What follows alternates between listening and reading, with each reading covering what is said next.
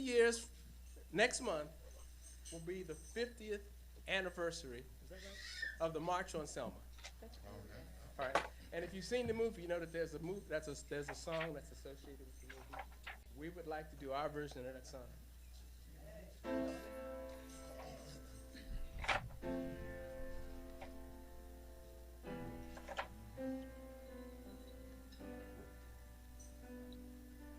One day, when the glory comes, it will be ours.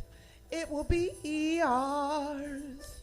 Oh, one day, when the war is won, we will be sure. We will be sure. Oh, glory. Glory. Glory. Oh, glory. Glory. Hands to the heaven, no man, no weapon formed against yes, glory is destined. Every day women and men become legends. The sins that go against us can become a blessing. The movement is a rhythm to us. Freedom's like religion to us. Justice is just a position for us. Justice for all just ain't specific enough. Once undone, history is in us, true and living in us, resistant is us. That's why Rosa sat on the bus. That's why we walk through Ferguson with our hands up. And when it go down, we woman and man up.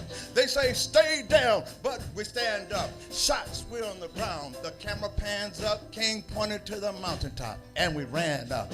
One day, when the glory comes, it will be ours. It will be ours. Oh, one day, when the war is won, we will be sure. We will be sure. Oh, glory. Glory. Glory. Oh, oh, glory. Glory. Now the war isn't over. Victory isn't won, but we'll fight on to the finish. Then when it's all done, we'll cry glory. Ooh, glory. We'll cry glory. Ooh, glory. Selma's now for every man, woman, and child. Even Jesus got his crown in front of the crowd. They marched with the torch. We're going to run with it now. Never look back. We done gone hundreds of miles. From dark roads, he rose to become a hero. Facing the League of Justice, his power was a people. The enemy is lethal. King became regal. Saw the face of Jim Crow under a bald eagle. The biggest weapon is to stay peaceful. We sing. Our music is a cut that we bleed through. Somewhere in the dream he had an epiphany. Right now, we right the wrong throughout history. No one can win the war individually. It takes the wisdom of the elders and young people's energy. Welcome to the story we call victory. The coming of the Lord. My eyes have seen the glory. One day, when the glory comes, it will be ours. It will be ours. Oh, one day, when the war is won, we will be sure. We will be sure. Oh, glory. Glory. Glory. Oh, glory. Glory. Oh, glory. Glory. Glory. Glory. Glory. When the war is won, when it's all said and done, we'll cry glory. Ooh, ooh, ooh, ooh. Oh, one day. Mm. I Ashe. Oh, the Kawumba in this group. I love it. It's beautiful. Greetings and Connie on the lead there. that Mhm. was beautiful. That was beautiful. Like you can hear her voice coming out so beautifully, and I love the way she sang that song. And the rapping, yes, yes, it was nice. I love it. I love it. Me too. You know, we can't put you to the side because that was nice. I love how and it's blended together just like it's supposed to. It's so good. The Koumba in this group is just lovely. I love it. Thank I you, love baby. it. You're welcome. Speak for Man, me.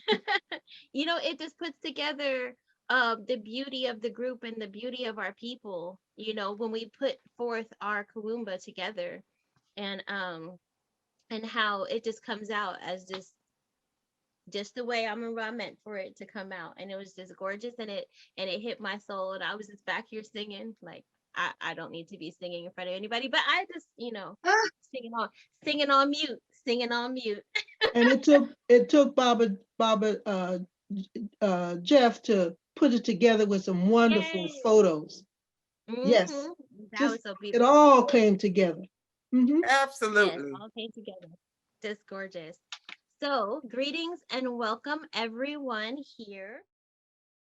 Now we're going to have our affirmation, and our affirmation is going to be done by Mama Ngina and Baba Ustadi. And then after that, we will have a song by Baba Damu. So right now is our affirmation. Mama Ngina. And good morning to everyone. We repeat our affirmations so that we can remember who and whose we are, so that we can remember why we're here and what we're charged to do. So I will start off. We will know God's truth to be free and self-determined. Babu Study. Well, I don't Creator, know. help us to remember the harmony, glory, and suffering of our ancestors and to honor the struggle of our elders. Let us strive to bring new vision to our people. Let there be peace, harmony, and harmony among us. Let us be listening and creative. Let us work, study, and listen so that we may learn, teach, and cultivate self-reliance. Grant us power, O Holy One, as we struggle to resurrect our hearts and our homeland. We will raise our children according to the needs of our nation with discipline, patience, devotion, and courage. We'll strive to be the living model of our new direction of our people. We are an African people. We are the children of God. Ashe. Ashe. Brother Damu. Oh, yes. Good morning, brothers and sisters. And thank you for asking me to play for you again today. It's always a blessing and an honor to do that. Although I'm not feeling very well, the Spirit leads me to attempt this song that is somewhat difficult to play, but it's most appropriate for this occasion. The song was written by pianist Billy Taylor, and most people will remember it as sung by Nina Simone. Very appropriate rebuke to the hypocrisy of this fake holiday called the 4th of July. The name of the song is I Wish I Knew How It Felt to Be Free.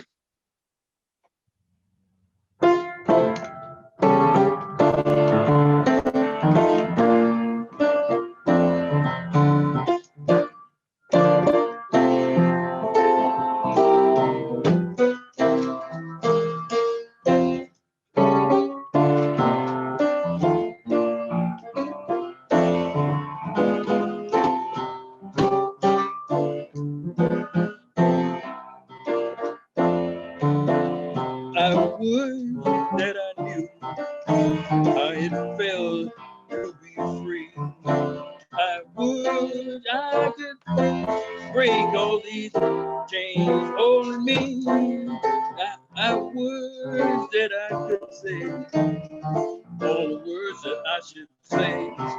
Say them loud, say them clear. Oh, wide world here. I would, I could share all the love that's in my heart. Remove all the bars that keep us apart.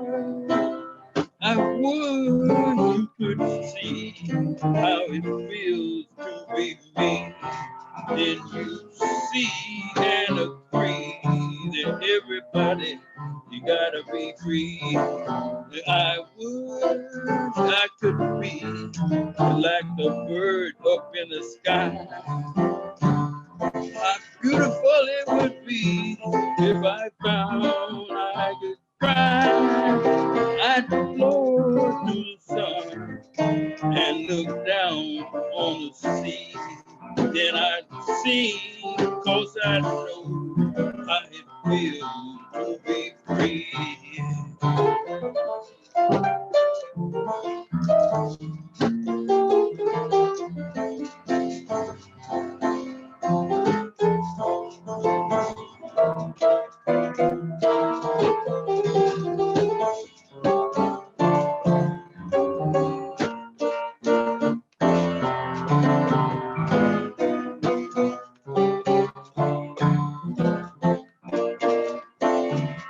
I would that I knew how it felt to be free. I would I could break all these chains holding me. I would I could say all the words that I should say. Say them loud, say them clear. Oh, wide world would hear. I wish I could be like a bird up in the sky. How sweet it would be if I found that I could fly. I'd soar to the sun and look down on the sea. Then I'd see, 'cause I know how it feels to be free. And then I'd see, so I know how it feels to be free. Yes. Thank you. Yay. That was beautiful. Thank you so Oh, much. beautiful. So thank you so much, Baba Damu. Thank you so much, Baba Ustadi and Mama Agina, MIT Brother Bill, MIT Malik. Thank you so much so far for all those who have contributed. Now we're going to move on to some awesomeness. The African Survival Skills by Sister Mariana. The African Survival Skills. And then after she is done, we are going to have a historical tribute by Brother Desmond. So, Sister Mariana, take it away because we African. I don't know if we Africans right now because yeah, I know. She's still signing in, and so why don't we have Brother Desmond to go ahead, and then she can come in after him. All right, Brother Desmond. Greetings. Can I share just one slide? And we are all on one page and one accord today. I just want to say good morning, we'll say community, and I am going to talk about Frederick Douglass. And we're going to talk, and I'm going to do some excerpts from his speech, What the Slave is the 4th of July. And hopefully that doesn't interfere with anyone. I see we're mentioning that we're all on the same page, so hopefully that doesn't interfere with Brother Manu. But you know, I'm going to read some of the excerpts from the speech. I'm going to time myself so I don't go over. But if I could share just one slide, it's basically just basic. Am I able to share the screen? Yes, you are. Okay, thank you.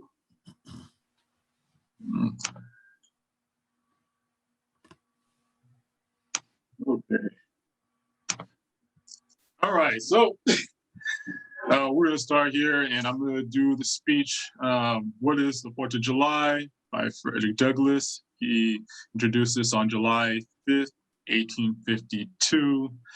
And it goes, the distance between the platform and the slave plantation is considerable and the difficulties to overcome in getting from the latter to the former is by no means slight.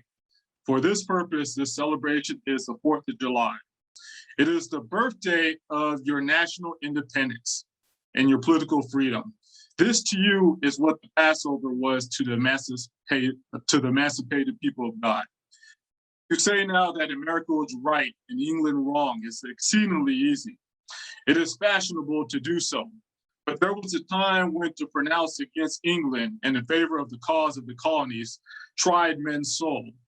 They did what plotters of mischief, agitators and rebels and dangerous men, to side with the right against the wrong, with the weak against the strong, and the oppressed against the oppressor. Here lies the merit. Feeling themselves harshly and unjustly treated by the home government, your fathers, like men of honesty and men of spirit, earnestly sought redress. They petitioned and remonstrated. They did so in a decorous, respectful, and loyal manner. Their conduct was wholly exceptional. This, however, did not answer the purpose.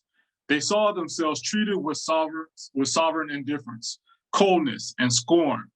Yet they persevered. They were not the men to look back. Oppression makes a wise man mad. Your fathers were wise men. And if they did not go mad, they became restive under this treatment. They felt themselves the victims of grievous wrongs, wholly incurable in their colonial capacity. With brave men, there is always a remedy for oppression. Just there, the idea of total separation of the colonies from the crown was born. On the 2nd of July, 1776, the Old Continental Congress, to the dismay of the lovers of ease and the worshipers of the property, clothed at the dreadful idea with all the authority of the national sanction, they did so in the form of a resolution. Resolved that these united colonies are and of right ought to be free and independent states, that they are absolved from the allegiance to the British Crown, and that all political connection between them and the state of Great Britain ought to be solved. The citizens, your fathers, made good that the resolution that they succeeded, and to the day you reach the fruit, to today reap the fruits of their success. Freedom gained is yours. You, therefore, may properly celebrate this anniversary. The 4th of July is the first great fact in your nation's history. Pride and patriotism, not less than gratitude, prompt you to celebrate and to hold in perpetual remembrance. I've said that the Declaration of Independence is the ring bolt to the chain of your nation's destiny. So indeed, I regard it. The principles contained in that instrument are saving principles. Stand by those principles. Be true to them on all occasions, in all places, and against all foes, and whatever cost. The signers of the Declaration of Independence were brave men. They were great men too, great enough to give fame to a great age. They loved their country better than their own private interests. All will concede that is a rare virtue, and that when it is inhibited, it ought to command respect. He who will intelligently lay down his life for his country is a man whom it is not in the human nature to despise. Your fathers staked their lives, their fortunes, and their sacred honor on the cause of their country. In their admiration of liberty, they lost sight of all other interests. They were peacemen, but they preferred revolution to peaceful submission to peaceful submission to bondage. They were quiet men, but they did but they did not shrink from agitating against oppression. With them, nothing was settled that was not right. With them, justice, liberty, and humanity were final, not slavery and oppression. Their solid manhood stands out the more as we contrast it with these degenerate times. Your fathers have lived, died, and have done their work, and have done much of it well. You live and must die, and you must do your work. You have no right to enjoy your child's share in the labor of your fathers. Unless your children are to be blessed by your labors, you have no right to wear out and waste the hard-earned fame of your fathers to cover your indulgence. Sidney Smith tells us the men seldom utilize the wisdom and virtues of their fathers, but they excuse some folly or wickedness of their own. It was fashionable hundreds of years ago for the children of Jacob to boast, "We have Abraham to our father," when they had long lost Abraham's faith and spirit, that the people contented themselves under the shadow of Abraham's great name while they repudiated the deeds which made his name great. Need I remind you that a similar thing is being done all over the country today? Need I tell you that the Jews are not the only people who built the tombs of the prophets? Washington could not die until he had broken the chains of his slaves, yet his monument is built up by the price of human blood. And the traitors in the bodies and souls of men shout, "We have Washington to our father." Evil that men do lives after them. Fellow citizens, pardon me, allow me to ask why I am called upon you to speak here today. What I have and those I represent, those I represent to do with your national independence, are the great principles of political freedom and the natural justice embodied in that of the Declaration of Independence extended to us. I'm not included within the pale of this glorious anniversary. The rich inheritance of justice, liberty, prosperity, independence, bequeathed by your fathers, is shared by you, not me. The sunlight brought life and healing to you and has brought stripes and death to me. This 4th of July is yours, not mine. You may rejoice. I must mourn. Fellow citizens, above your national tumultuous joy, I hear the mournful wail of millions. My subject is American slavery. American bondman making his wrong mind. I do not hesitate to declare with all my soul that the character and conduct of this nation never looked blacker to me than on this 4th of July. Whether we turn to the declarations of the past or to the professions of the present, the conduct of the nation seems equally hideous and revolting. America is false to the past, false to the present, and solemnly binds herself to be false to the future.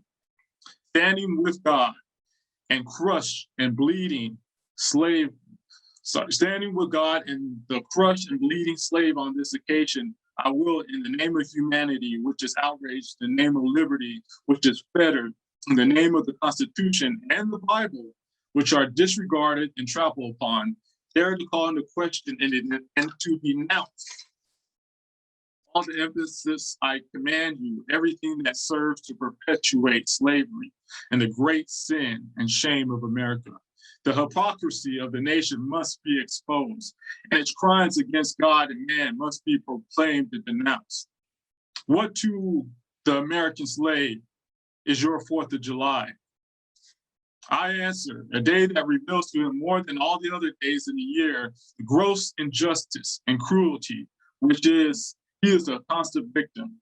To him, your celebration is a sham, your boasted liberty and unholy license, your national greatness, swelling vanity, your sounds of rejoicing are empty and heartless.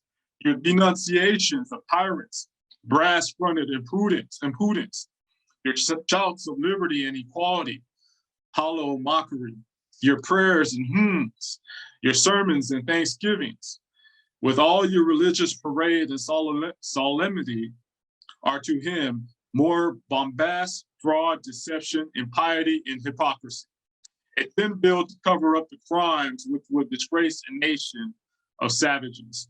There is not a nation on earth guilty of practices more shocking and bloody than are the people of these United States at this very hour. The American church is guilty when viewed in connection with what it is doing to uphold slavery, but it is superlative guilty when viewed in connection with its ability to abolish slavery.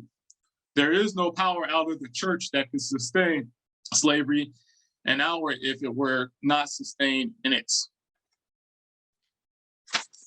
Finishing up.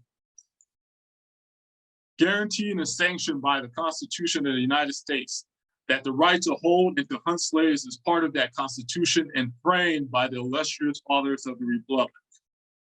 And instead of being honest men, I before declare to them, be there the various impostors that ever practiced on mankind. This is the inevitable conclusion. And from it, there is no escape, but I differ from those who charge this basis on the framers of Constitution of the United States. In that instrument, I hold there is neither warrant, license, nor sanction of the hateful things, but interpreted as it ought to be interpreted. The Constitution is a glorious liberty document. No.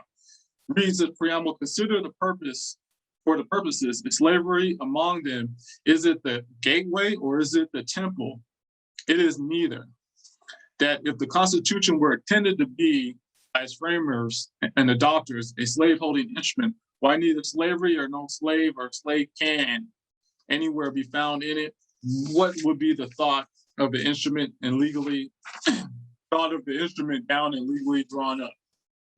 Now there are certain rules of interpretation for proper understanding of all instruments.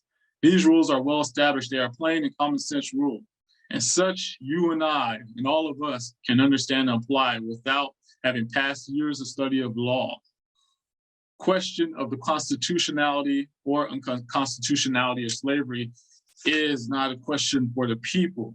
That Constitution is an object to which no American can be too attentive and no American too devoted. The Constitution is plain and intelligible, and is meant for the homebred, unsophisticated understanding of the fellows. The Constitution is the fundamental law that which controls all other charters, in which every person in interest every person has interest in understanding. Constitution, according to its plain reading, I divide the presentation of a single pro-slavery clause, on the other hand, will be found to contain the principles and purposes entirely hostile to the existence of slavery. The arm of the Lord is not shortened of slavery. I therefore leave off where I begin with hope, while drawing encouragement from the Declaration of Independence to great principles it contains. Knowledge was then combined and enjoyed by the privileged few. Multitude walked on in mental darkness, but change has now come over the affairs of mankind. Walled cities and empires have unfashionably, the arm of commerce has borne away the gates of the strong. What is the 4th of July to the slave? And it is a sham. I'm going to stop there because I'm over time. Thank you.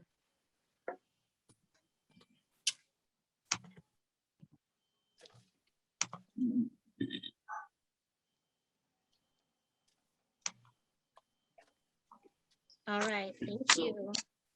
Oh, go ahead. We're going to do the. Oh, yeah, yes. I was going to say.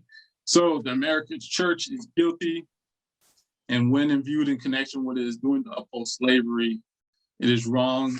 And also, Constitution is a sham. Give honor and homage to Frederick Douglass, who came out with a speech for what is the 4th of July. Read all of it. I couldn't get into all the justifications of it, but basically he gives a lot of arguments, a lot of good arguments about the Fugitive Slave Act, about the Mason-Dixon line, and how the Constitution was written to hide the true meaning and to hide and to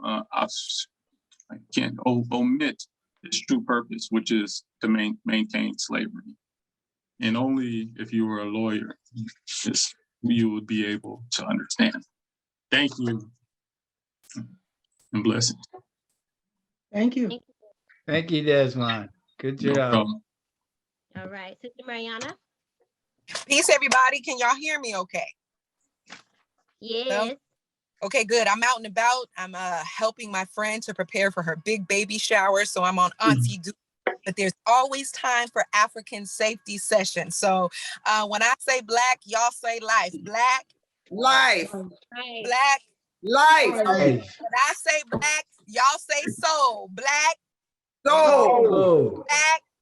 soul. oh. Had to wait. There's a little delay on Zoom, but I can still get my Zoom hip hop on with y'all. So you know that how we get down with African safety sessions is making sure that we make a spin for the accountability that we have for our own safety, right? And as we admitted in our last session, we are very apt to pointing out at situations outside of ourselves when it comes to not feeling safe, when it comes to not feeling protected. But the way I was raised in a child of Wose is I'm technically responsible for my safety of my mind, my heart, my spirit, and my body. I can't gain that from another man, another woman, another government. That is solely my job and responsibility to research, explore, and to do for myself. So one thing I want to do is, since this is the theme is the 4th of July, I want to look at some of the lies that we tell ourselves. Now, this spin on African safety today is not so much about the physical as it is about the mental and emotional. For those of you that know me, yes, I speak at the capacity of safety, but I'm also working very heavily in mental and emotional health care. And so what I want to do is take this safety spin of independence and safety and look at it as far as dating and relationships. Now, I know we got a lot of OGs in this thing, but y'all got family members who are of the dating age and are out there active, looking for their boo thing, looking for a future husband, wife, emperor, empress, all that good stuff. And if we're in that lane of life, it's important for us to look at where we are mentally and emotionally, how safe we are within ourselves, and what we're doing to safeguard our minds and hearts before we join up. May that be with a relationship, may that be in the home, in the neighborhood, in the workplace, and the things that we do in the outer world. So one thing I want to make sure that everybody's doing is not just talking about mental health, but seeking out actual practical tools that are necessary. When we are uniting with other people in business partnerships, in romantic relationships, oftentimes we get excited about the idea of what that thing can manifest, right? And when we're manifesting and we're doing our full moon rituals and we're getting excited, we're reaching out to find things that represent what it is that we're saying. I see somebody said, don't count out the OGs. I ain't counting you out. If you're still looking for love, keep looking for it. But we want to make sure first we're finding it in the right places within, and then connecting in a safe manner with others, right? So on that note of I'm manifesting, I'm doing my full moon rituals, I'm clearing my energy, I'm unblocking my ori, we still have to do some practical measures before entering into personal and professional relationships, y'all. Put a thumbs up or wave your hand in the air if you can be honest in this moment and admit you've got more excited about the promise of a personal or professional relationship before actually doing your research. Don't worry, I'll wait. I see a thumbs up, right? We get excited about the message and the idea that might align with what we want to manifest. And again, being a child that was raised in Wose, I was taught over and over and over again, do your research. Now, when we're dealing with people that aren't in our community, we're apt to do that as quick, but we don't always do that with people in our own community. And then we walk away hurt, traumatized, and broken down, feeling like we can't move forward, dealing with anxiety and depression because of not taking some basic safety measures to investigate, to research, and be clear about the exchange in this personal or professional or relationship, right? So the first thing that I want everybody to do is before we get into dating, and this for the OGs too, because y'all let me know you still out here dating in this thing. Before we get into dating or pursuing business exchanges, sitting down and writing down our non-negotiables.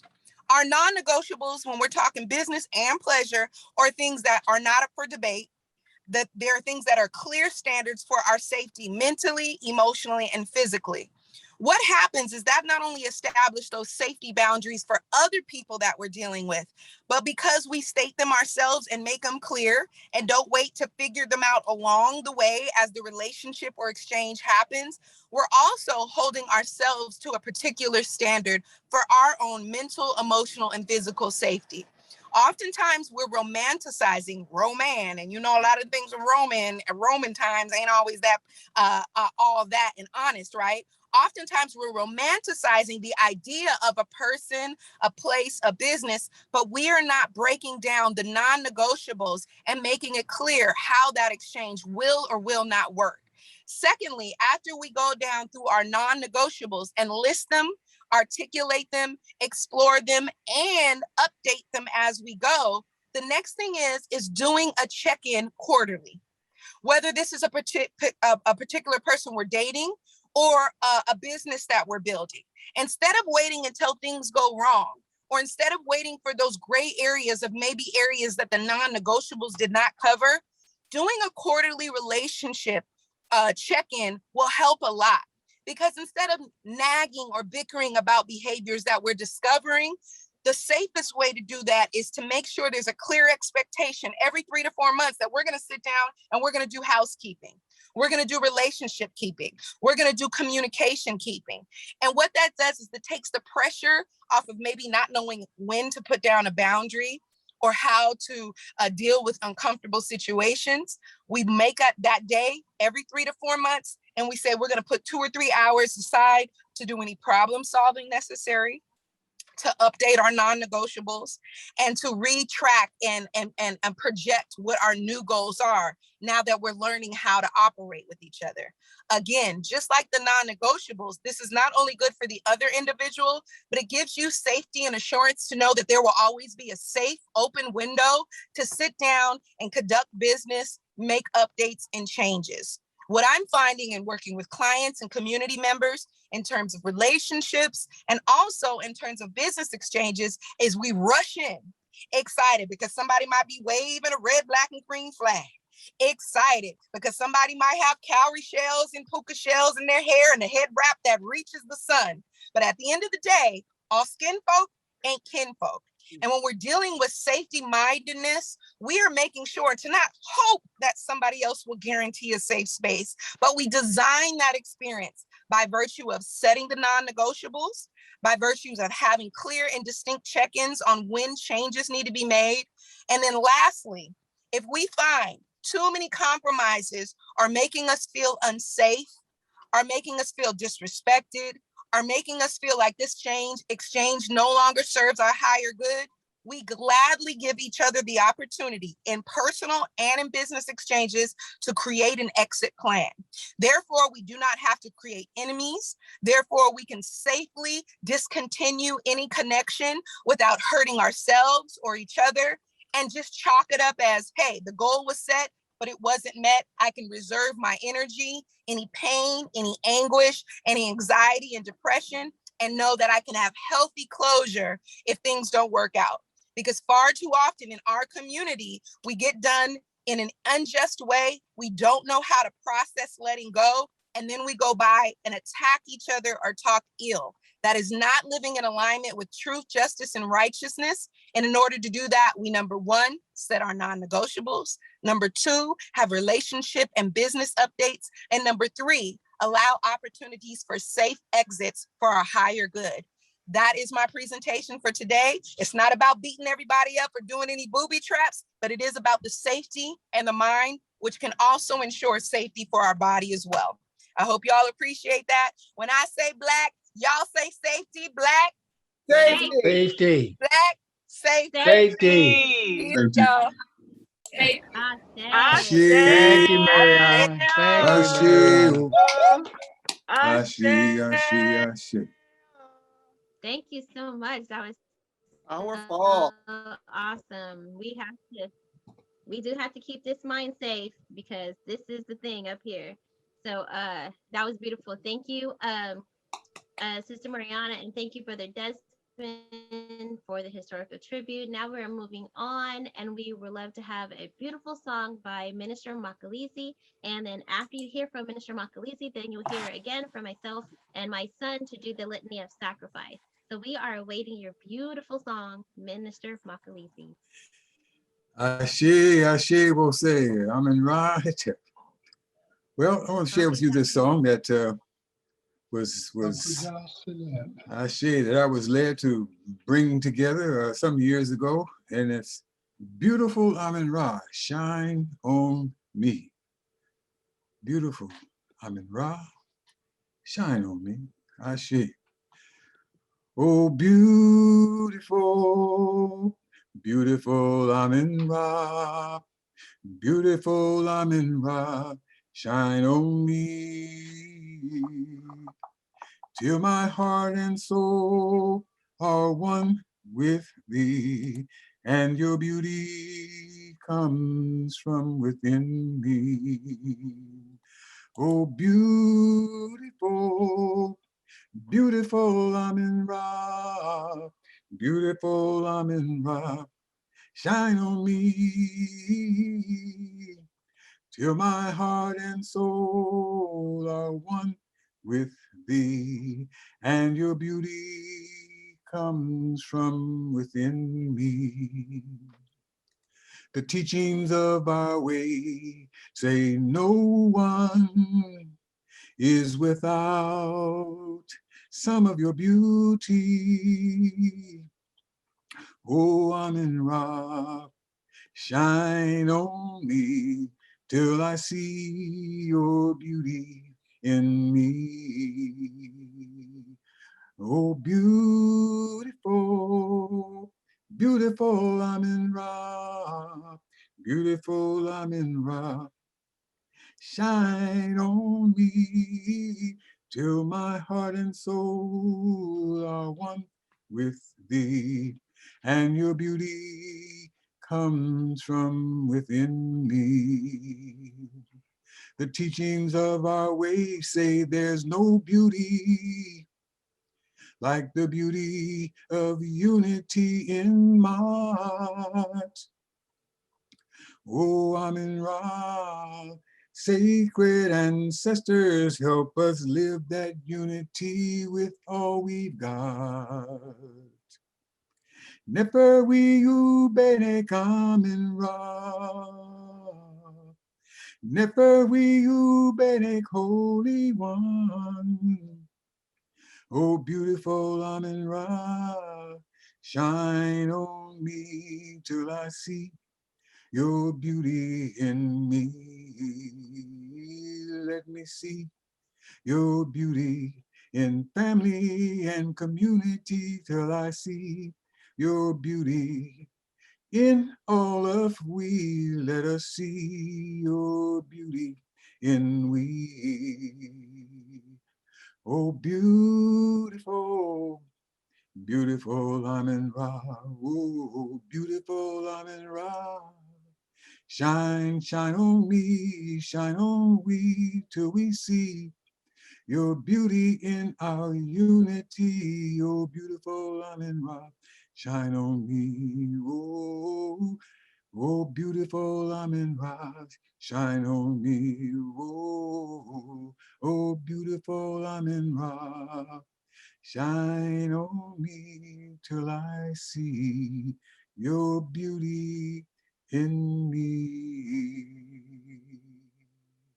Ashe. Yay. Yay, well done, Makalisi. Thank you. Well done.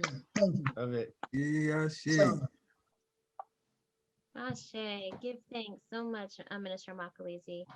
We really appreciate your willingness to say okay when the Most High gives you songs of praise. We thank you so much for just saying okay and lending the voice that the Most High is giving you to bless our beings, to bless ourselves with your vibrations. Thank you ever so much. Ashe, Ashe. Thank you. Now we are going to go to the litany of sacrifice. So as that comes on,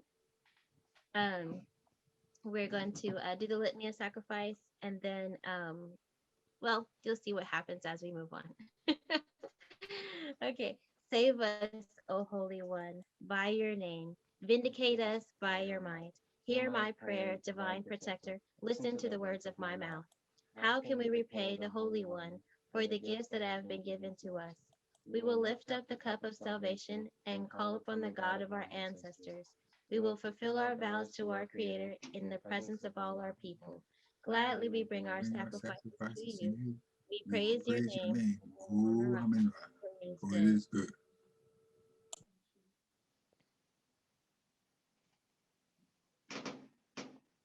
Umoja, unity. We shall strive to maintain unity in the family, community, nation, and race. Kujichagulia, self-determination. We shall define, name, create, and speak for ourselves. Ujima, collective work and responsibility. We shall build and maintain our communities together. Our brothers and sisters' problems shall be ours to solve together. Ujamaa, cooperative economics. Together we shall build and maintain our own businesses and together profit from them. Nia, purpose. We shall make our collective vocation the building and developing of our community and the restoration of our people to our traditional greatness. Kuumba, creativity. We shall do as much as we can in any way we can to leave our community more beautiful and beneficial than when we inherited it. Imani, faith. We will believe with all our hearts in our God, our people. And in the righteousness and victory of our struggle. All right, Ashe. And so believe Brother Bill is going to be putting up on the screen the ways that you can contribute to Wose Oakland or Wose Sacramento. They have wosecommunity.org for Wose Oakland and wosesac.com for Wose Sacramento. And you can take this time to figure out what you would like to give and put that in that envelope. And after the service, get ready to go put it down there in the mailbox. We thank you ever so much for your thoughts and prayers as you send out these finances to be able to help Wose. So I forgot to introduce my son. This is Kobiatsu Teasley, and so who did the litany with me. And so now we're going to have prayer. Most High, we thank you ever so much for this day. We thank you for being able to have hands and creativity to be able to bring forward finances, resources that we might be able to share with the community that we call Wose.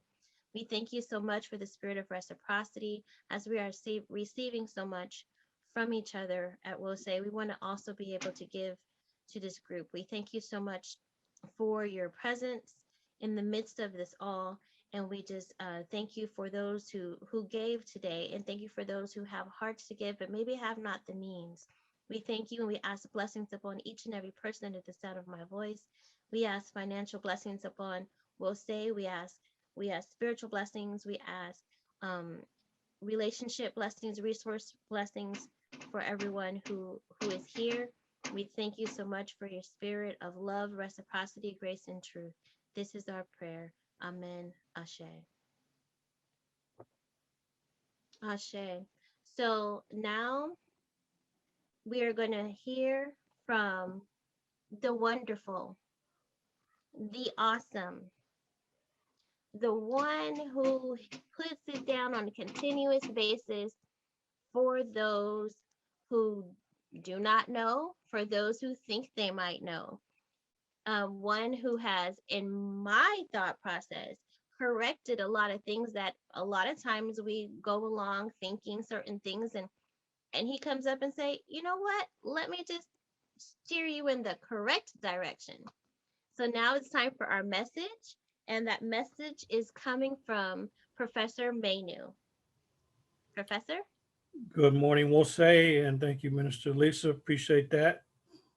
So all the best to everyone.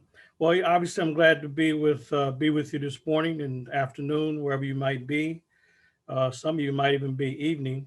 So I was asked to give the presentation, and happens to be on July 4th. So I'm pretty much locked in to what I should be presenting, but I don't mind because documentation beats conversation. every day of the week.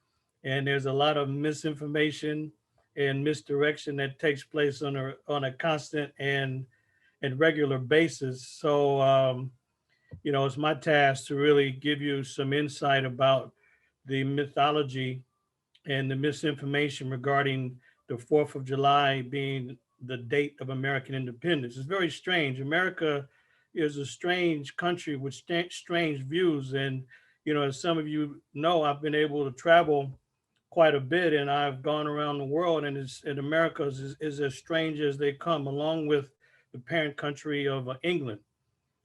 So this is one of the only countries, along with England, that still talks about miles and yards and Fahrenheit. The rest of the world looks at it differently. They look at meters and centimeters and Celsius, but American arrogance and British arrogance, they really are intertwined, and that's one of the reasons why the misinformation about the 4th of July continues. So obviously my time is really short during the service, so I'm gonna share with you some slides and also get your input as well to see what your understanding is about one of the men associated with American independence. And so let's put this in some context. And so you should be seeing my slides. So I want to focus in the little time that I have on July 4th and the myth of American independence. So people are out popping firecrackers, doing fireworks, littering neighborhoods, breaking local laws, and they do it on the wrong day.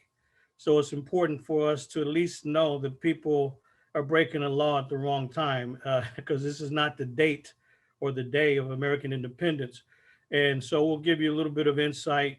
As Minister Alicia mentioned, some of this you all know, but I want to go deeper and make some corrections because it's pretty easy to be misinformed, because sometimes, let's face it, you could go to the History Channel or the Discovery Channel or KQED or PBS and be misinformed by Pulitzer Prize winning historians, that there's no possible way that they could defend their position if they're checked and challenged.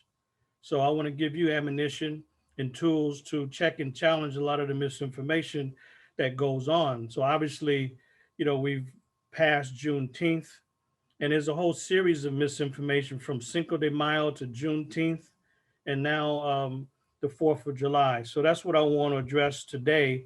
And one of the books that I share with my students at Contra Costa College is a book by William Kelso, Jamestown, The Buried Truth, because he's the lead archaeologist that actually documented the original permanent English settlement, so that the birthplace of America in terms of a permanent English settlement or colony, it began right there in Jamestown, Virginia in May of 1607. So that's where the country was born. And it's interesting, it was just rediscovered in the 1990s. So for generations and for centuries, people did not know about the details of Jamestown. So this is relatively new in terms of the specifics that there is. I'll get to any questions later on here. Now, obviously the settlement is named after King James. So from James, we get James's Town, or the town of James. And if anybody didn't know much about US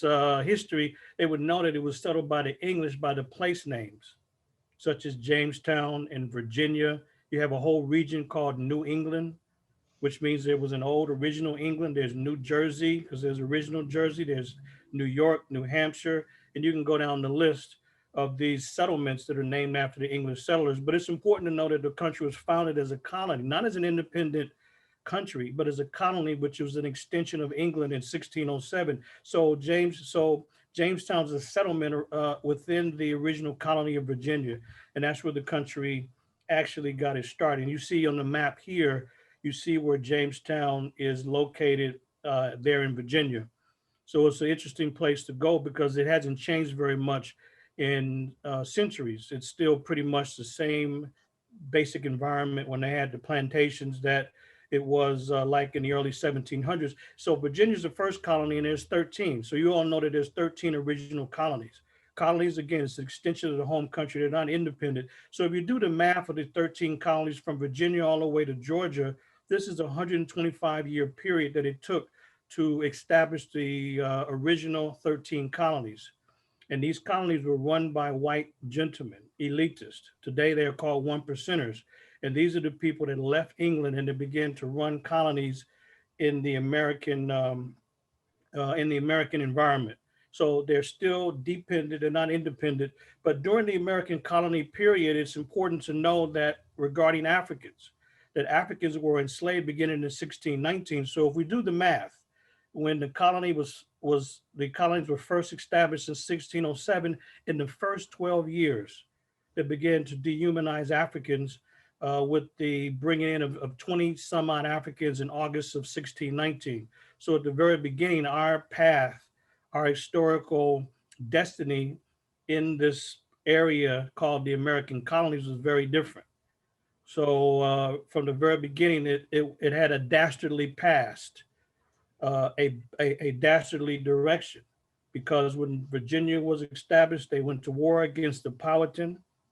They enslaved Africans, and life was so rough for these Englishmen, they resorted to none other than cannibalism.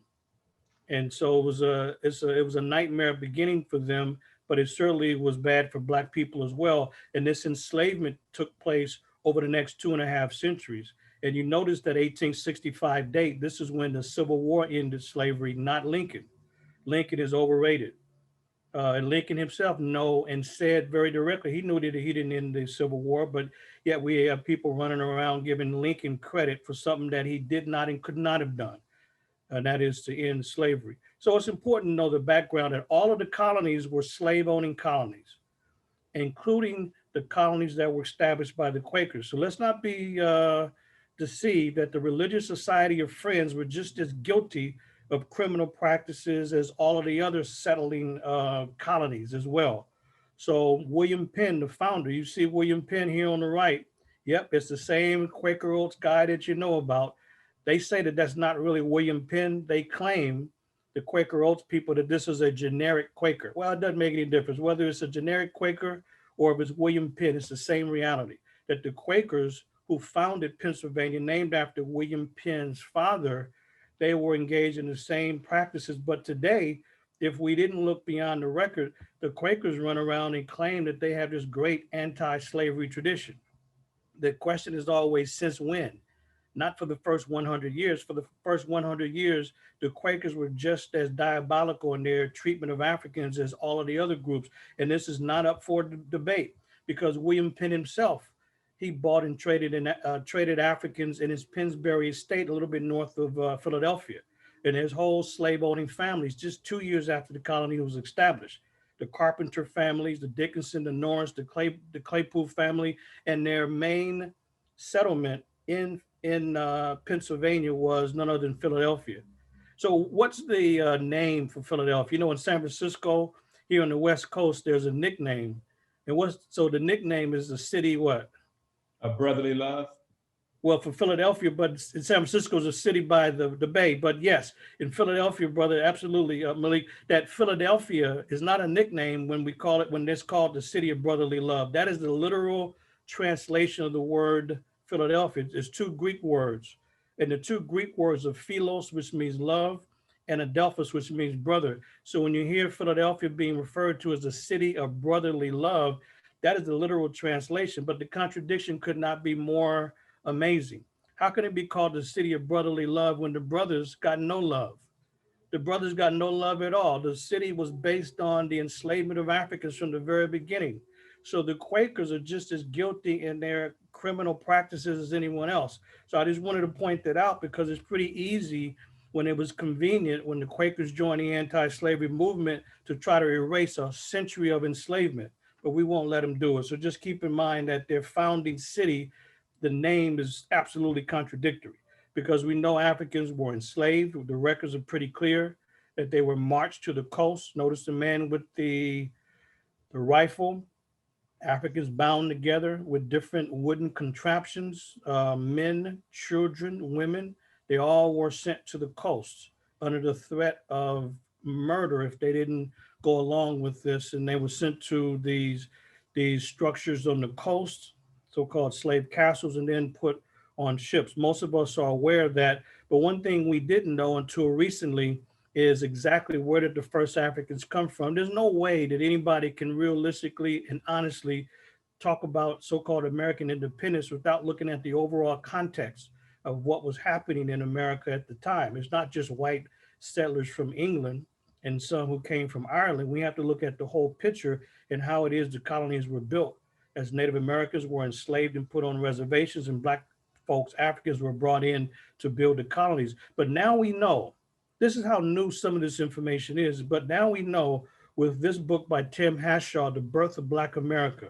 we now know, folks, the full story of exactly where the first Africans came from and what was their plight. We know that story only since 2007. And this is the context and foundation we need to understand in order to put the so-called 4th of July or the 4th of Whose Lie in context.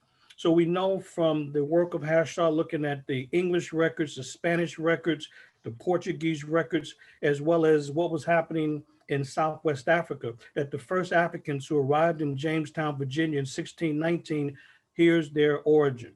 They come from the Congo and the Ndongo groups, and they were marched to the coast to Luanda. This is where the Portuguese had a slave operation right here. So Africans were marched to this area, and this is where the slave ships docked.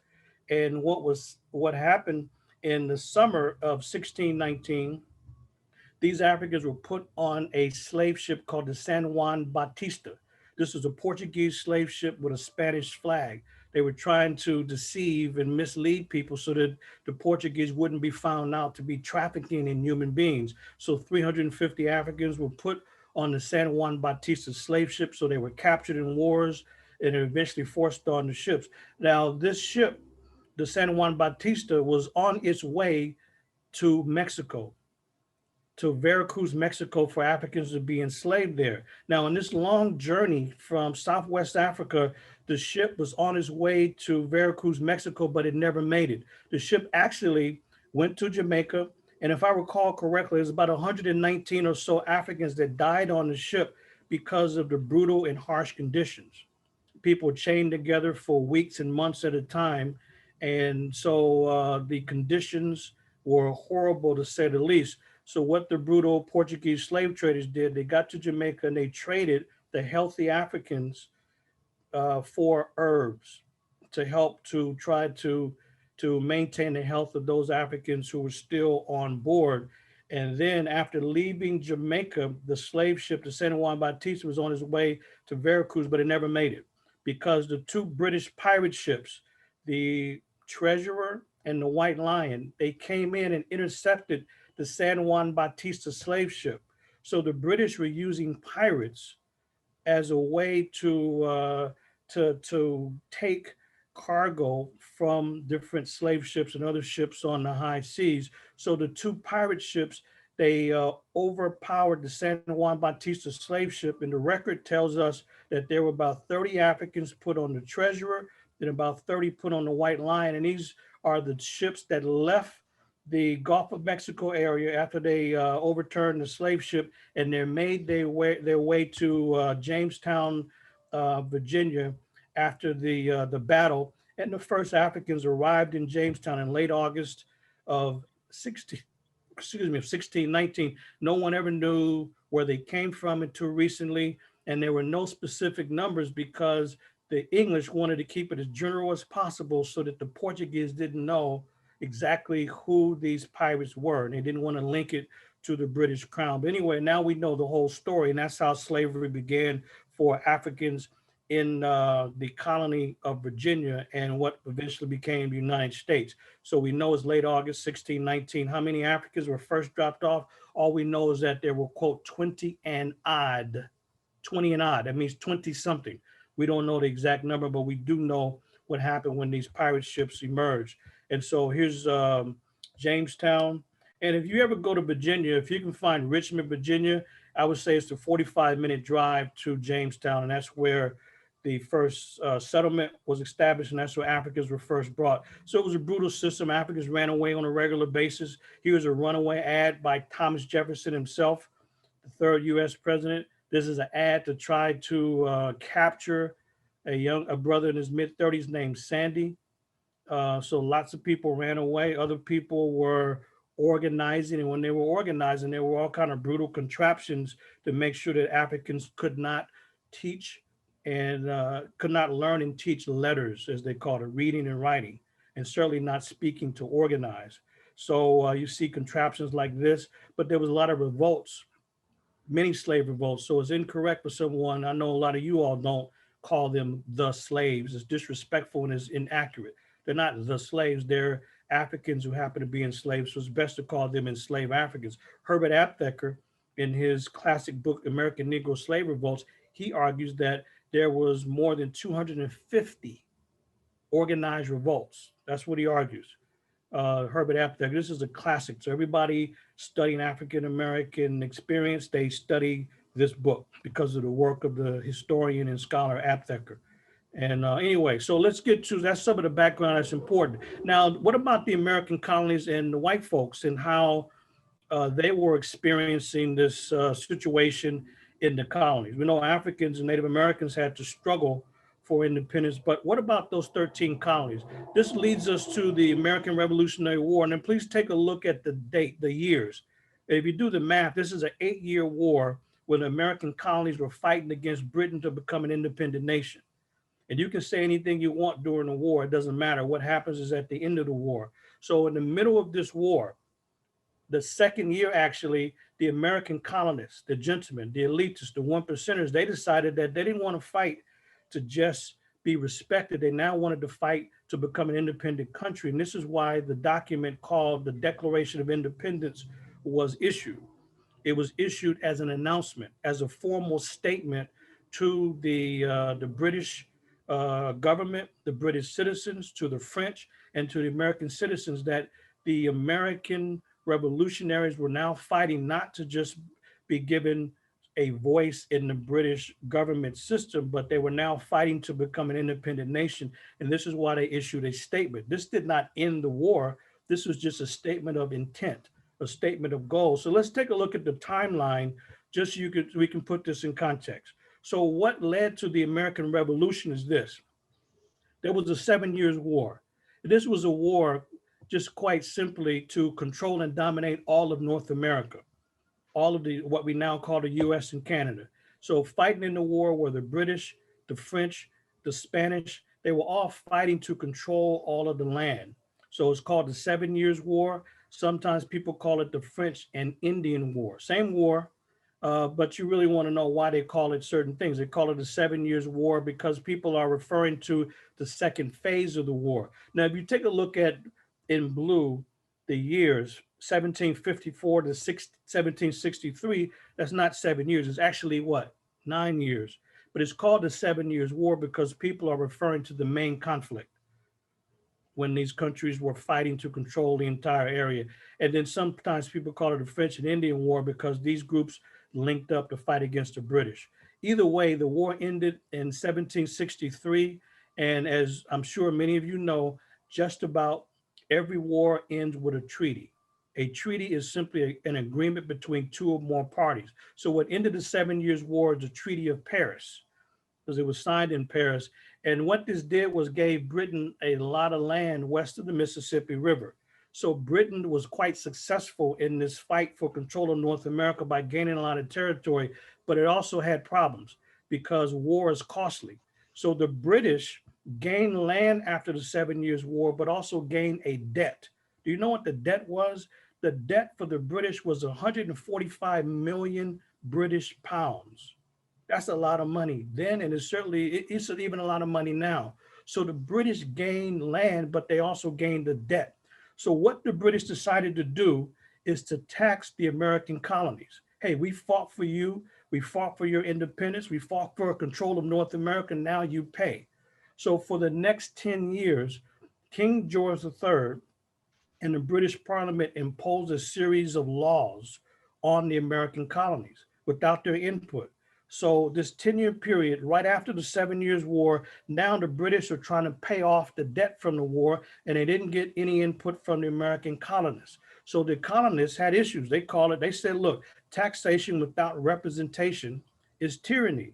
In other words, you elitist, you tax us in the American colonies, but we have no representation in the British Parliament to give our point of view. And we consider this to be tyranny or one-sided rulership.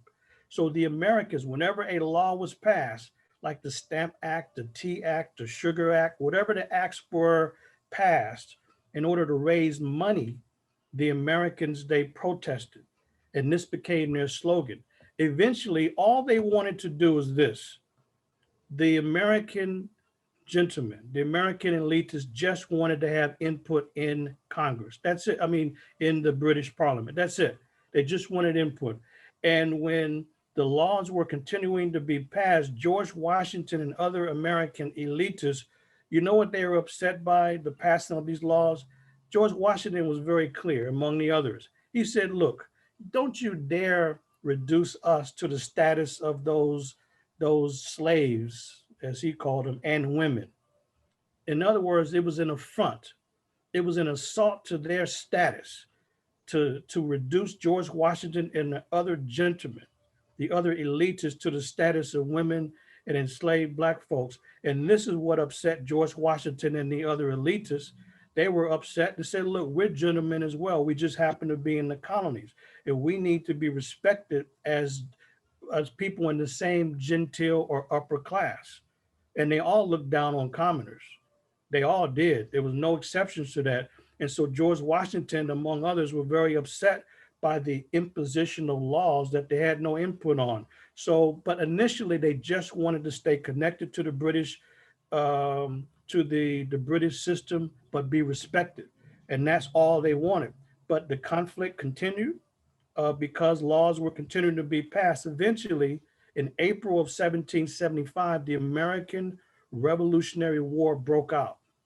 And even then, the American elitists just wanted to have input in the British decision-making. They were appealing to King George III. But you know what? The next year they said, enough's enough. We now are fighting to become an independent country. And this is when they issued the Declaration of Independence. And it was agreed to by all the colonies on July 4th, 1776. This is not the date of American independence. This is the date in which they issued a written statement explaining what they were fighting for.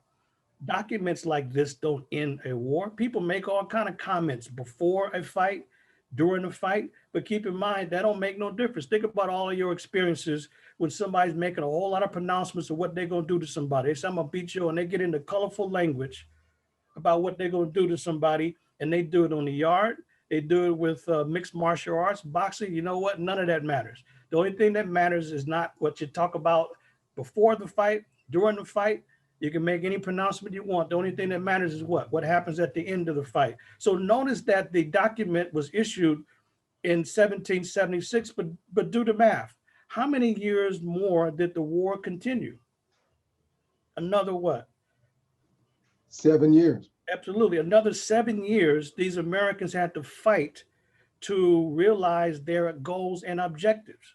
So the Declaration does not give the American colonies their independence. It's just a statement of goals, a statement of objectives, a statement of intent. It is foolish and insane for someone to run around talking about this is the Independence Day. There's no independence. Nobody recognized the American colonies as independent. They knew they weren't independent, so they still had to fight it out, literally for another 7 years. And in fact, Britain didn't stop the war. They didn't slow down the war.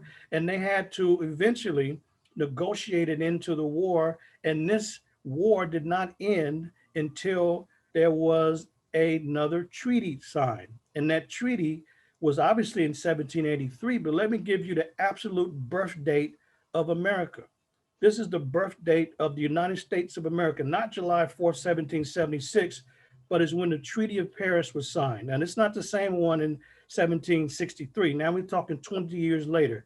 This, folks, is the absolute unmistakable date of American independence. You're looking at it right now, September 3rd, 1783. This is the universal, undisputed date when the American colonies became officially known as the United States of America. So for anybody to be out there breaking the law, being a public nuisance with litter all over the place with fireworks, and all of that on July 4th. Tell them to break the law on the right day. If you're going to be afoul of the law, at least get the history straight.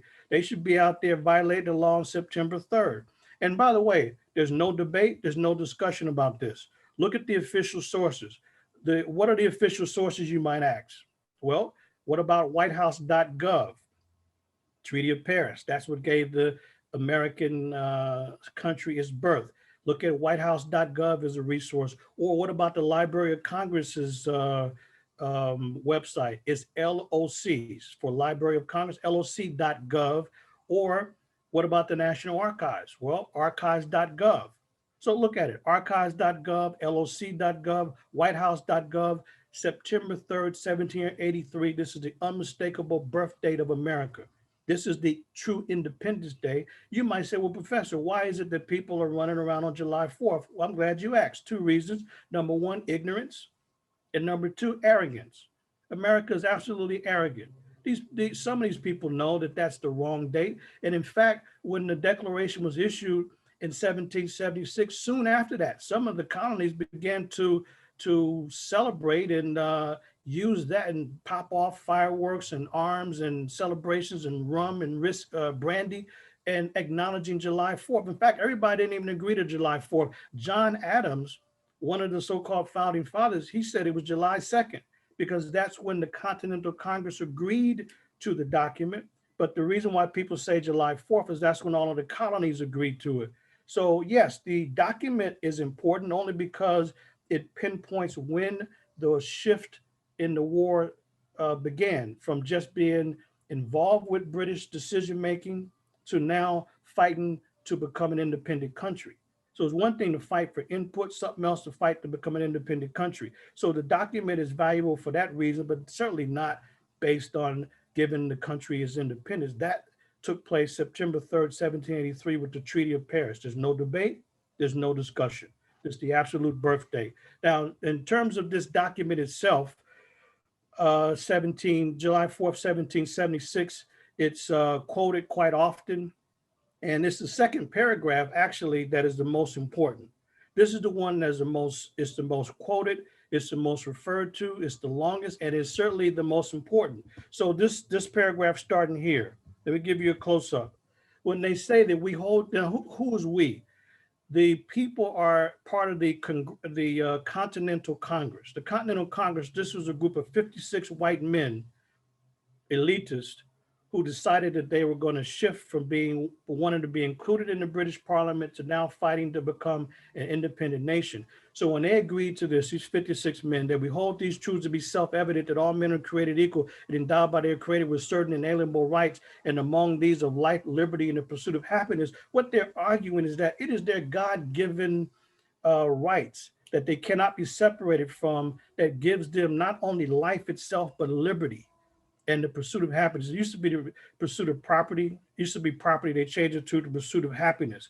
And this is the crux of their argument of why they should be supported. Then they go on to say that whenever any government becomes destructive of these goals, then it's the right of the people to rise up and overthrow that government.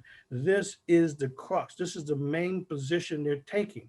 And so these men, by the way, almost all of them were slave holders, and they're full of contradictions. So when they talk about their rights, particularly the second one, not just life, but liberty, that's another word for freedom. But yet most of them were slaveholders. So when they say all men are created equal, keep in mind, this is an international document. And they're not going to air their dirty laundry. They're not going to highlight their own contradictions because they're trying to get support for their own position in the war against Britain. So when they say all men are created equal, what did they really mean? They didn't mean all men are created equal, and yet you can go online and look at books and other propaganda sources today, and people say, oh, yeah, when they said all men, they meant everybody's created equal. What? What kind of craziness? Oh, everybody's created equal. They had no respect for Africans who they had enslaved. They had no respect for Native Americans who they killed off and displaced. They had no respect for women. That's why you don't have any founding mothers. There's no such thing as a concept of founding mothers. Women had no rights. They couldn't even hold office. They couldn't speak in public. But guess who else they had no respect for? Poor white men. Poor white men had no rights either because the elitists, such as Thomas Jefferson's position was this: they should not be extended rights or the right to vote, because if you don't have a lot of property, you don't have anything to lose. So therefore, you would use your vote irresponsibly. That's what their position was. So poor white men had no say-so when this document was being issued. So when they say all men are created equal, what did they really mean? This is the translation. They meant, folks, that all white gentlemen are created equal, or all white elitists are created equal. That's what they meant. So when they're issuing this document to the British Parliament and the decision makers, what they were saying is this: hey, look, we are gentlemen as well. We just happen to be in the American colonies. And we demand respect as gentlemen to give input just like you're gentlemen. You just happen to be in the home country. That's what they were referring to. So, you know, we can't be naive to think they're going to put a footnote here and explain everything they meant, because they're not going to air their dirty laundry. And continuing with this, when they say that it is inalienable rights given by God, that everybody has life, liberty, most of them were slaveholders. So they couldn't have been talking about all men, because they were trafficking in human beings at the time, mainly Africans. So they only meant liberty for who? Themselves and their posterity. That's all they were talking about. So this is how any informed person should understand this document. And now here is an actual drawing of this supposed occasion when the Continental Congress got together and decided that they were going to shift from arguing to be included in Parliament to now be an independent country. Now, John Trumbull, who made this drawing was decades after the actual gathering. So this is not exactly how it was. This is the artist's interpretation. So he was commissioned by Congress in 1817. 2 years later, he created this. So this is not all 56 men. This is most of them. And as you can see, only white elitists are gathered. But what's important is that you see 5 men here. You see the 5 men. This is important because I guarantee 99% of the time you're going to read misinformation. And that is that Thomas Jefferson is the one who wrote the Declaration. He did not write it by himself. There was a 5-man committee. So in other words, the 56 men in the Continental Congress, they formed a subcommittee. And the subcommittee is this group right here. These 5 men: John Adams, Ben Franklin, Robert Livingston, Roger Sherman, and Thomas Jefferson. This is the 5-man committee.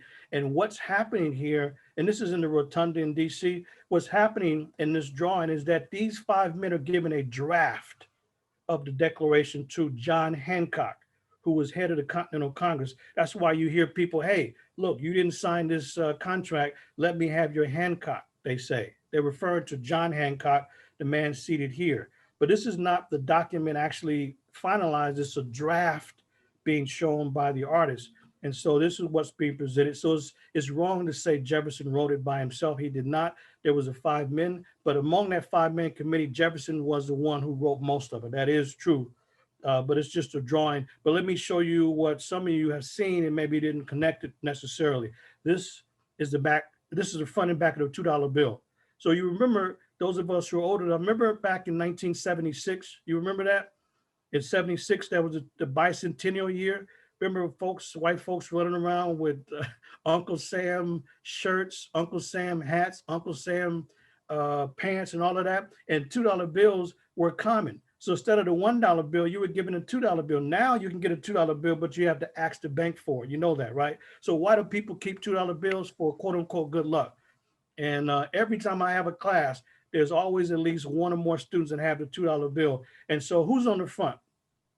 This is none other than Thomas Jefferson.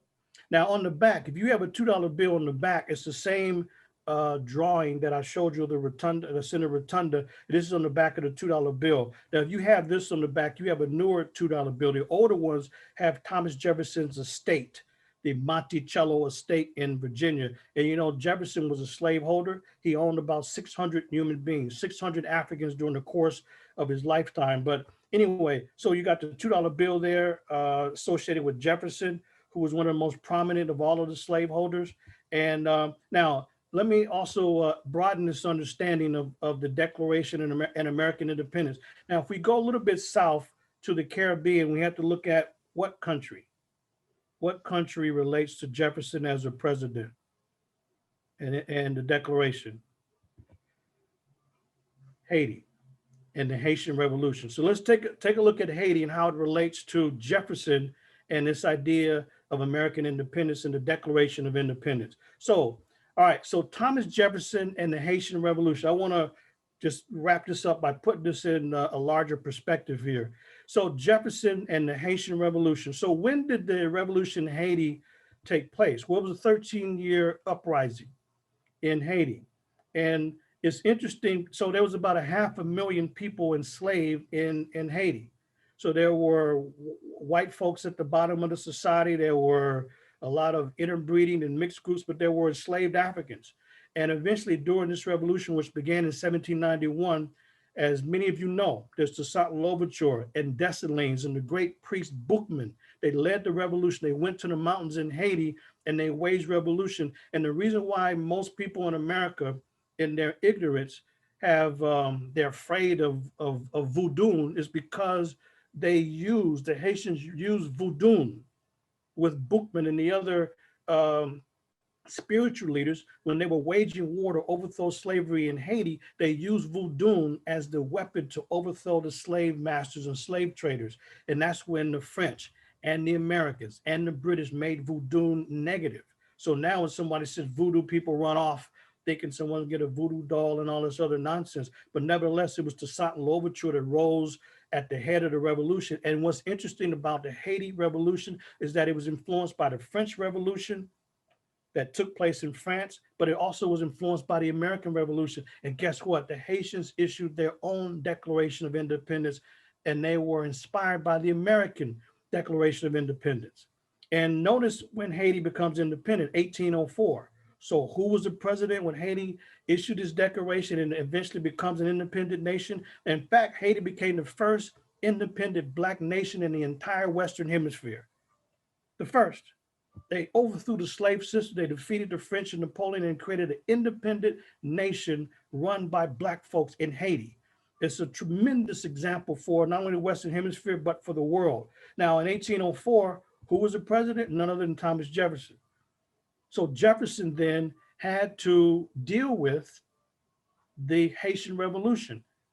America now has become independent, since 1783. Haiti follows suit. And Jefferson is the president, he had to do something about it. So guess what? So now here's the question. What was President Thomas Jefferson's response to the successful Haitian Revolution? So I want you to think about it. And I'm not able to do a poll. Since I can't do the poll through Zoom through this particular session, then I want you to either put in the chat either you're choosing A, B, or C. Here's the options of Thomas Jefferson. So A, B, or C, let's see what your understanding is. Okay, option A, Thomas Jefferson, he praised the Haitian Revolution as a job well done because he helped issue the Declaration of Independence, and so did the Haitians, and they used the American example. So option A is that Thomas Jefferson praised the Haitians for really following in the American 13 colonies' footsteps. Option B is that Thomas Jefferson remained neutral as the president of the new United States of America. He remained neutral to the Haitian Revolution and just didn't recognize it one way or another. And then the third option that Thomas Jefferson had was he condemned the Haitian Revolution because it overthrew the Haitian slave system. So why would he condemn it? Well, possibly he condemned the Haitian Revolution because guess what? He was a slaveholder. Slavery was certainly legal in the US. There's 5 instances in the American Constitution which embrace and endorse slavery and the slave trade. So if slavery is overthrown in Haiti, it may be overthrown in Jamaica and then eventually overthrown in the United States. So either Jefferson condemned the revolution, he remained neutral, or he praised it because they did what he had done. So I'll give you about 30 seconds. And what's your position? Did he take option A? Did he take option B? Or did Thomas Jefferson, the 3rd US president, choose option number C? So Brother Bill, if you could since you're always diligent, if you can tally up whatever you might see there in the chat. And if some of you are not on the chat or whatever it is, then just kind of mark it down, because I don't want anybody changing after the fact. So yeah, that's the one I chose. No, documentation beats conversation. We're not gonna let you change. Yeah, hey, you can't change your answer after the fact. Hey, we got to control the quiz here. So put it in the chat, whatever you think, A, B, or C. And if you're not able to do the chat right now, just write it down.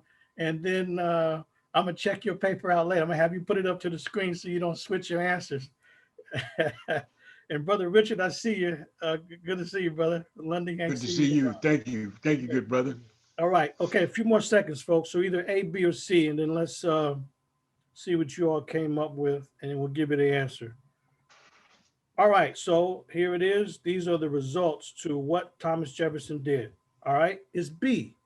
He remained neutral concerning the Haitian Revolution. You know why? Because he couldn't praise it, because if he praised the Haitian Revolution, then therefore he would be in absolute public contradiction as a slaveholder himself. And he would have to go against the US Constitution, which endorsed slavery. So he couldn't embrace the Haitian Revolution. And guess what? He couldn't condemn it, because they did exactly what he did. They issued a Declaration of Independence and waged war. He couldn't embrace it. He couldn't condemn it. So guess what? He remained stoic, and he hoped that the problem would just go away. Thomas Jefferson said slavery was like grabbing a wolf by the ears. In other words, you grab a wolf by the ears. In other words, you gotta grab it by the ears and keep some distance, because the wolf gonna take it down. And so it's like an uneasy dance with slavery. And Jefferson knew what he was doing was wrong. The man said, if there's a God, we're in serious trouble. He knew what he was doing was foul. So how many of you had B? So Brother Bill, I guess you're keeping it honest there in the chat. All right, I won't check it right now, but B's the correct answer. Okay, Cassie, you have my class, so you cheated. I'm gonna discount your. Anyway, okay. So anyway, I think C is what he was really thinking. Well, yeah, okay. That's a footnote. I'll give you that, but he was thinking C, of course, but he had to choose B, because he's an ultimate politician, to say the least. Now, condemning this phony and fake Declaration of Independence, Brother Desmond addressed some of it, but it's the famous Frederick Douglass speech, July 5th, 1852. Now, he gave the speech in Rochester, New York, and it was the Ladies Anti-Slavery Society. And so Frederick Douglass called it, "What to the Slave is the 4th of July." Now, for Douglass, his position was this: why do you invite me to your celebration? Douglass thought that these people were inviting him to make a mockery of him. Here it is, Frederick Douglass, born in slavery in Baltimore. He could only see his mother at night when she would escape and have to travel 12 miles to see him. He didn't know who his father was. He thought it was probably one of the slaveholders. And the man had to fight Mr. Covey and eventually escape from slavery. And then he becomes an anti-slavery activist, and they invite him to give some credence and credibility to the 4th of July. So he let him have it. My question, what were they thinking? Why would they invite the great Frederick Douglass to a 4th of July celebration? And so he said, "What to the slave is your 4th of July?" He said, "I answer a day that reveals to him more than all other days in the year the gross injustice and cruelty to which he is the constant victim. To him, your celebration is a sham, your boasted liberty an unholy license, your national greatness swelling vanity. Your sounds of rejoicing are empty and heartless, your denunciation of tyrants brash-fronted impotence, your shouts of liberty and equality hollow mockery, your prayers and hymns, your sermons and thanksgivings with all your religious parade and solemnity are to him mere bombast, fraud, deception, impiety, and hypocrisy, a thin veil to cover up crimes which will disgrace a nation of savages. There is not a nation on the earth guilty of crimes more shocking and bloody than are the people of the United States at this very hour." Ooh-wee. That is Frederick Douglass in his mid-30s letting his enemy have it. You're gonna invite me to your your celebration, but it's not only Douglas, which is one of the most famous speeches in the history of the country. You know, another famous speech that gets overlooked that mentions this phony and fake Independence Day? What Dr. King said on October 28th. Let's not overlook that Black orators, Black activists have always challenged the fake and phony Independence Day. July 4th is a fraudulent day. It should be September 3rd, if anything. But what did Dr. King say in his famous I Have a Dream speech? He said that Black people were in DC to dramatize a shameful condition, and that 100 years after the Emancipation Proclamation, Black people still are not free. And he condemned the condition that Black people were still in America. So he, Dr. King, in the tradition of Frederick Douglass, condemned this independence nonsense that is only on paper. And so anyway, I just wanted you to know, in addition to what you already knew, that 4th of July is a fraudulent day. Nothing happened other than a statement of intent, a statement of goals, but it is a Treaty of Paris on September 3rd, 1783 that gave the 13 colonies their birth as the independent United States of America. And we need to teach the community and the nation to stop the fraud, because you issued a statement that had nothing to do with the reality that you still had to fight a whole nother 7 years.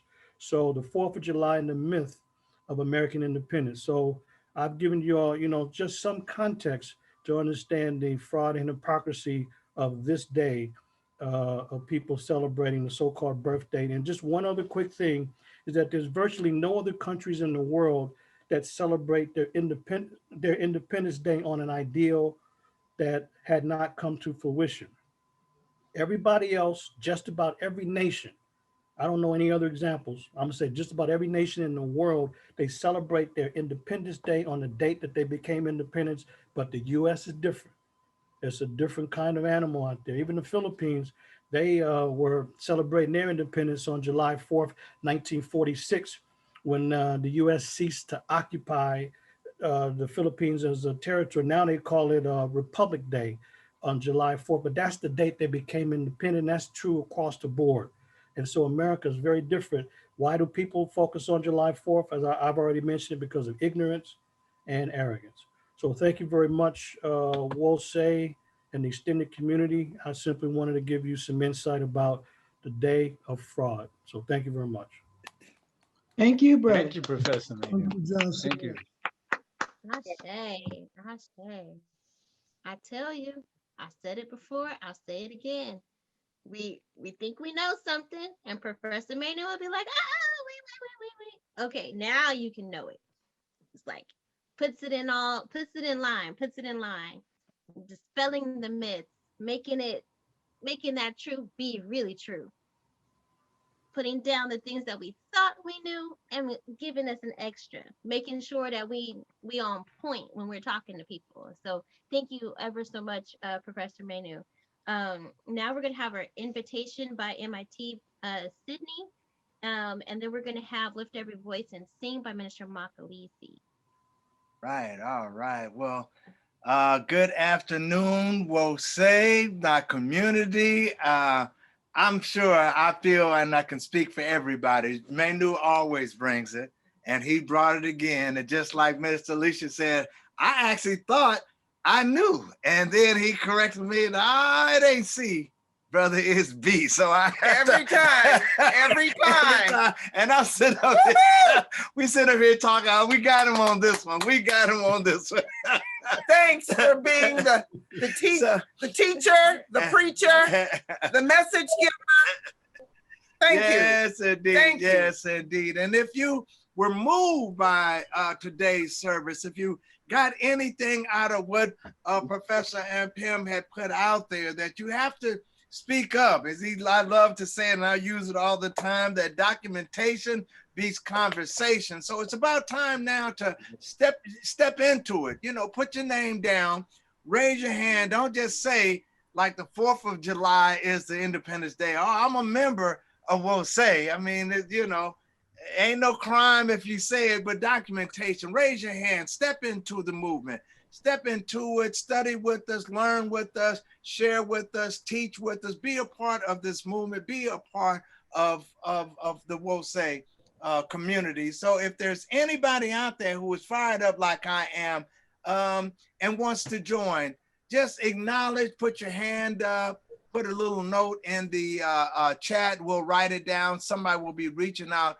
to contact you. But I just want to say today's message was a dynamic message. And if you want more, without having to join, without having to enroll in college, go back to school, just come on down to Wosei, because he's our in-house professor. So Manu, thank you. And I hope if someone is interested, just go ahead, like I say, put something in chat, raise your hand, let us know. Thank you very much.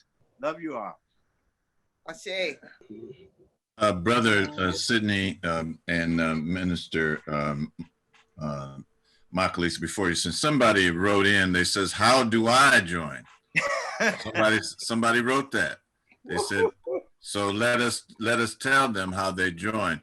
Black Silk Yoga LLC asked that question. So let's tell them what they must do.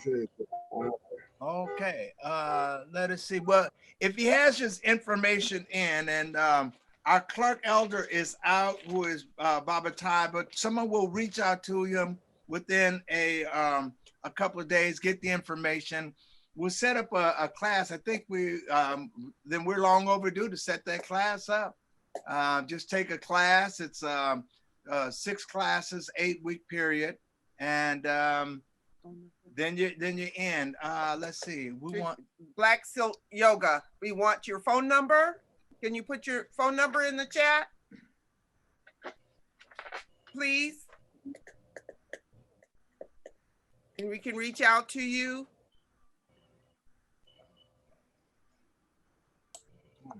All right, there he is. There he is. Thank you, brother, and welcome. So that recently Brother Paris King joined, and now we have Brother Black Silt. It was the silt that Dr. Ben talked about coming from the Nile. That black earth that's coming. So just to tell you what kind of person, if a person uses that name in any way, he knows what he's talking about. Give thanks for that. All right, now Minister Makalisi, step in. He had a few things if you want to say anything. Oh yes, brother. That's right. Brother Black Silt, step in.